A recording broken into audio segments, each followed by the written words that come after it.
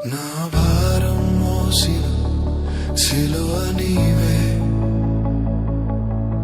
నా శిక్ష భరించిన యేసయ్యా.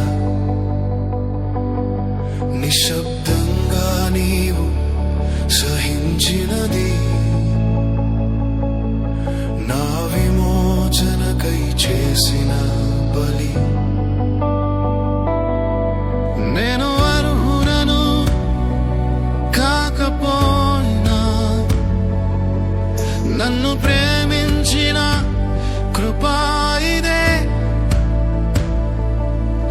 నా గతమంతా సిలువ దగ్గర నీ రక్తంలో కడిగావయ్యా.